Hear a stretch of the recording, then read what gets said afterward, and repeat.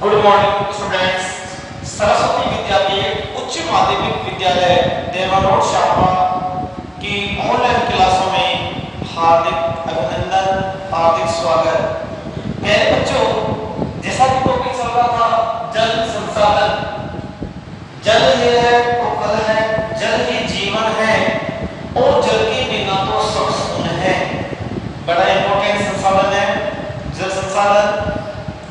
आज हम जल संसाधन वाले जो पाठ में पर जो चर्चा करेंगे वो चर्चा अपन जो करेंगे प्यारे बच्चों, इसके संरक्षण को लेकर के करेंगे कि वास्तव में वर्तमान पीढ़ी के साथ साथ जो आने वाली जो पीढ़ी है उसको भी प्रत्येक संसाधन का लाभ मिलना चाहिए। आज आपका हम सबका ये परम कर्तव्य बनता है कि जल का पूर्ण रूप से संरक्षण करना चाहिए। जल नहीं है तो हमारा कल नहीं रहेगा, हमारा जीवन नहीं बचेगा। जल है तो कल है, जल ही जीवन है। मैं बता दूं प्यारे बच्चों, संरक्षण का तात्पर्य क्या होता है कि संसाधनों का विवेकपूर्ण ढंग से उपयोग करना। संसाधनों को छोड़ना नहीं है, ये नहीं कि जल को पीना छोड़ दो, ये थोड़ी होता है। जल को बिल्कुल तरीके से उसका प्रबंधन करना है, उसका मैनेजमेंट करना है। ये नहीं अपन कई बार देखते हैं कूलर चल रहे हैं और कोई बैठे नहीं है, पानी बिल्कुल उसका जो चल रहा है वो खराब हो रहा है। अपन बाथरूम में जाते हैं, बाल्टी भर गई, बास्केट भर गई, टोकरी भर गई, बाल्टी भर गई और अपना कोई मतलब ही नहीं है। कुल मिलाकर के चाहे टब हो, बाल्टी हो, चाहे तुम्हारी गाड़ी धोने का तरीका हो, हर का तरीका पूरा का पूरा एक प्रकार से वाटर मैनेजमेंट आपके दिमाग में होना चाहिए। मैं उन लोगों को धन्यवाद करूंगा जो बिल्कुल उस समय उस जमाने में जब शिक्षा का अभाव था तभी भी लोग राजस्थान में टाका, बावड़ी, तालाब इनका वो लोग निर्माण करते थे। यानी बच्चों 9th क्लास में आपको याद होगा एक झील आई थी, मौर्य काल की झील। क्या नाम था? सुदर्शन झील। क्या नाम था? सुदर्शन झील। अब आप देखो वे लोग कितने चिंतित थे जल संसाधन को लेकर के। एक एग्जांपल तो मैंने आपको ही दिया सुदर्शन झील का, और दूसरा एग्जांपल मैं आपको देना चाहूंगा और वो एग्जांपल ये है हमारे जयगढ़ दुर्ग। कहां पर है? जयगढ़ दुर्ग जो है हमारे आमेर में है, जयपुर जिले में आमेर में। जयगढ़ जो दुर्ग है प्यारे बच्चों, ये इसको चील का टीला, क्या नाम है इसका? दूसरा नाम क्या है? चील का टीला। जयगढ़ दुर्ग कभी घूमने जाना और देखना, जयगढ़ दुर्ग के अंदर भी जो यहाँ के जो कछवाड़ वंश था, उन कछवाड़ वंश के राजाओं ने, चाहे वो सवाई जय सिंह हो, मान सिंह हो, इन राजाओं ने जो परंपरा रही है, ये सारे के सारे राजा जल के प्रति प्रबंधन में बड़े निपुण थे। जयगढ़ के साथ दुर्ग है जहां पर आज भी वर्षा के जल को इकट्ठा करने के लिए बहुत बड़ा एक टैंक बना हुआ है। जब मानसून नहीं आता था तो वर्षा काल के इकट्ठे उस पानी से ये लोग पेयजल में और सिंचाई में काम में लेते थे छान करके। ठीक है, तो संरक्षण हमारे जीवन में होना चाहिए। संरक्षण का मतलब ये नहीं है, एक वैज्ञानिक थे एली, उन्होंने कहा था कि वर्तमान पीढ़ी का त्याग ही संरक्षण है। वर्तमान पीढ़ी का त्याग का मतलब ये नहीं आपको त्यागना है, आपको बिल्कुल नियम पूर्वक, सावधानी पूर्वक संसाधनों का प्रयोग करना है। क्या करना है? संसाधनों का प्रयोग करना है, संसाधनों का उपयोग करना है, दुरुपयोग नहीं। संसाधनों का करना है, उपयोग करना है, दुरुपयोग नहीं। वो सारे बच्चे देखते हैं और घर वाले देखते हैं, परिवार देखता हूँ, लोग क्या करते हैं, वो गाड़ी कर लेंगे और गाड़ी को स्नान कराएंगे, उसको धोएंगे गाड़ी को, और पूरा का पूरा पानी वेस्ट चला गया। गाड़ी को आप यदि गाड़ी रखते हो, चाहे बाइक हो चाहे गाड़ी हो, आप कहीं भी उसको कार लग रहा हो, उसको ऐसी जगह खड़ी करके दो जहां पर पेड़ पौधे लगे हुए हो या धूप वगैरह लगी हुई हो, ताकि उस पानी का सदुपयोग हो सके। कहने का मेरा मतलब ये है प्यारे बच्चों, आप एक एक बूंद बूंद से घड़ा बनता है। आपको मालूम है सरकारें चिंतित होने लग रही है पानी के विषय को लेकर के। पानी के बिना सब शून्य है, पानी मूलभूत तत्व है, आज अपन पढ़ेंगे जल संरक्षण। अब आपके सिलेबस में जल संरक्षण किसे बताया गया है वो हम देखते हैं। किसी स्थान पर वर्षा जल का उचित जल प्रबंध कर संग्रहण करना ही क्या कहलाता है, जल संरक्षण कहलाता है। डेफिनेशन आपके याद हो जाना चाहिए और समझा रहा हूं दोबारा। किसी स्थान पर, किसी स्थान पर, कोई भी स्थान, मेरा गांव हो, आपका गांव हो, कहीं भी आपका घर हो, आपको मालूम है सरकार क्या कर रही है, नगर पालिका के क्षेत्र में यदि आप टैंक बनाते ना पहले पानी का, वाटर मैनेजमेंट का, तभी आपको मकान बनाने की अनुमति दी जाती है। अन्यथा आप बिना एनओसी लिए नगर पालिका के क्षेत्र में आपने काम चालू कर दिया और आपने वर्षा के जल को इकट्ठे करने के लिए आपने टैंक नहीं बनाया तो आपके फाइन भी सरकार लगाती है। इसके आ जाएगा तुरंत ही। और ग्राम पंचायतों के अंदर भी नियम आने वाला है। फिलहाल ग्राम पंचायत में नियम चल रहा है, ग्राम पंचायतों में सरकार टैंक बनवा रही है पानी के नरेगा के तहत और उसमें लगभग 1.25 से 1.5 लाख रुपए उसको दिए जा रहे हैं। जो इससे योजना का लाभ उठाना चाहता है, वर्षा के जल को इकट्ठा करने के लिए उसके पास जमीन और टैंक बनाना चाहता है। कुल मिलाकर के सरकार भी चिंतित होने लगी क्योंकि जब आप हम नहीं बना सकते, जब एक ऐसी क्रिया है, एक जिसको हम बोलते हैं नेचुरल एलिमेंट्स, प्राकृतिक तत्व है। मानता हूं कि 71% जल है, लेकिन 70% जो वो काम का नहीं है।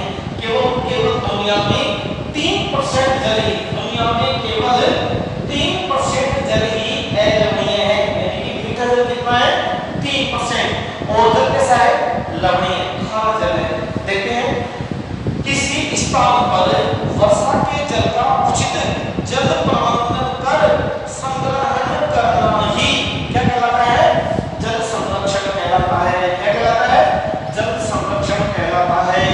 ये तुम्हारी परिभाषा हो गई, डेफिनेशन हो गई। जल संरक्षण से आप क्या समझते हैं, या जल संरक्षण किसे कहते हैं, किसी स्थान पर वर्षा जल का उचित जल प्रबंध कर संग्रहण करना ही जल संरक्षण कहलाता है।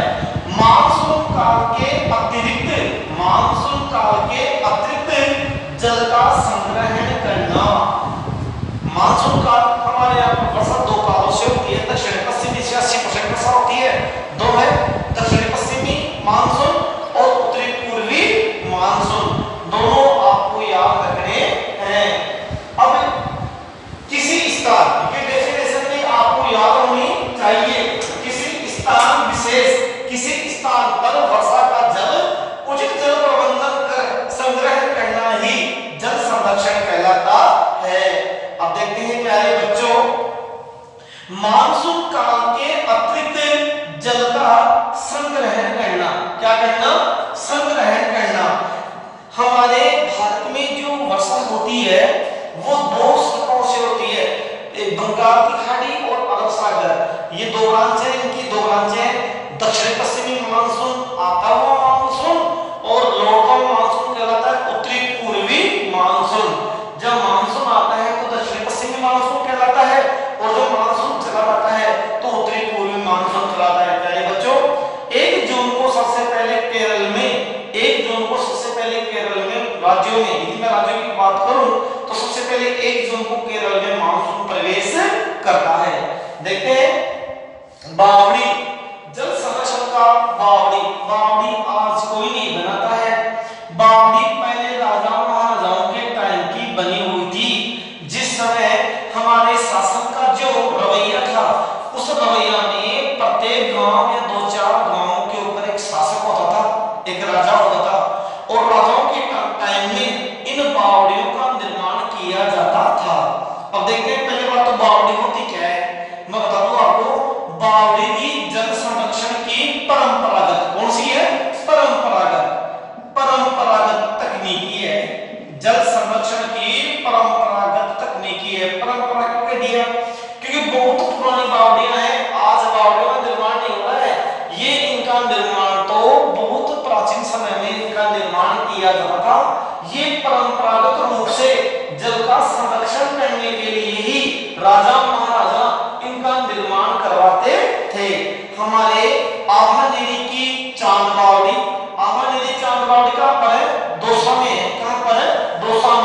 इसी प्रकार तापी बावड़ी कहां पर है? जोधपुर में है। बिनाका की बावड़ी कहां है? चित्तौड़ में है। और भांडारेज की बावड़ी भी दौसा में है। ये तो फेमस है, प्रसिद्ध बावड़ियां हैं। इसके अतिरिक्त जयपुर बच्चों हमारे शापरा, जहां हमारा विद्यालय है, शापरा के अंदर भी एक बावड़ी है। ठीक है, इधर आप चले जाओ, पावड़ा के अंदर भी बावड़ी है, बहरोड के अंदर भी मैंने बावड़ी देखी है। तो ये बावड़ियां परंपरागत धारा के स्रोत है, जल के स्रोत है और जल संरक्षण करने की परंपरागत तकनीकी है, परंपरागत तकनीकी है।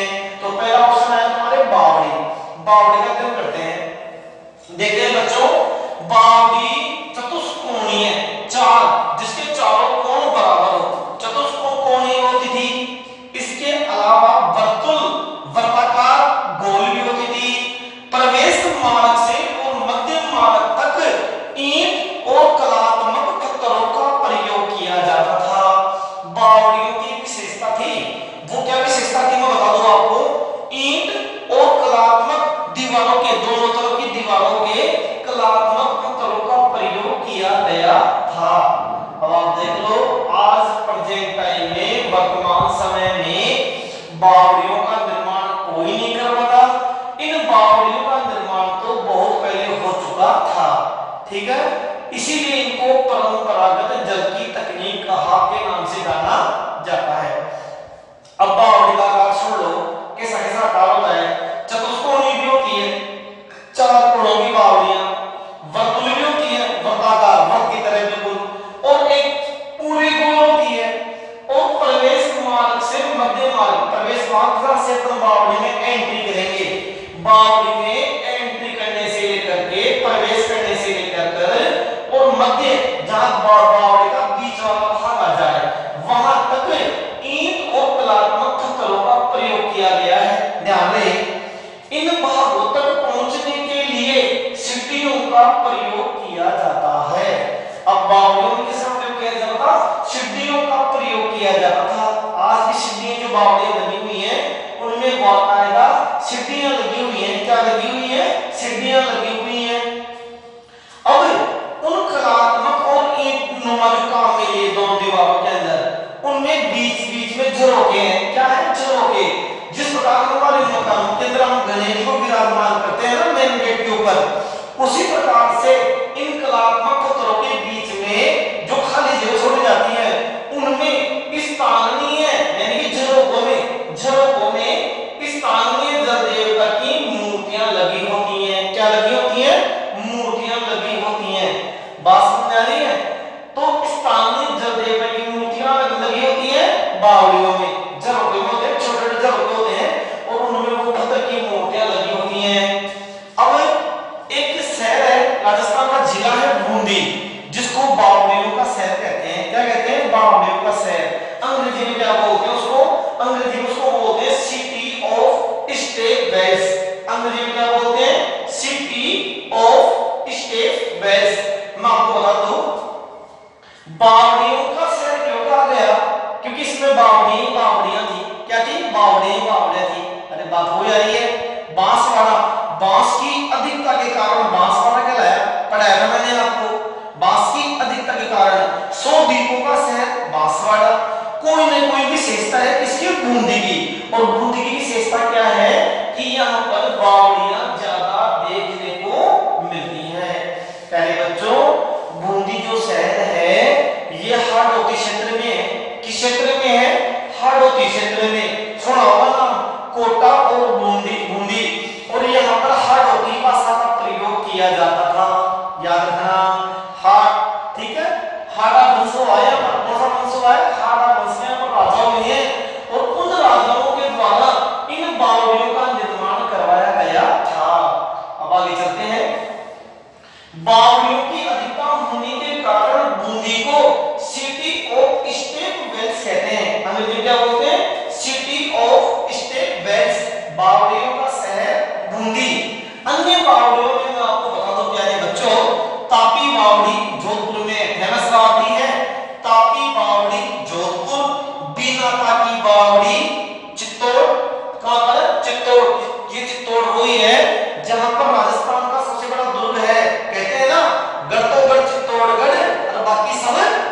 गया।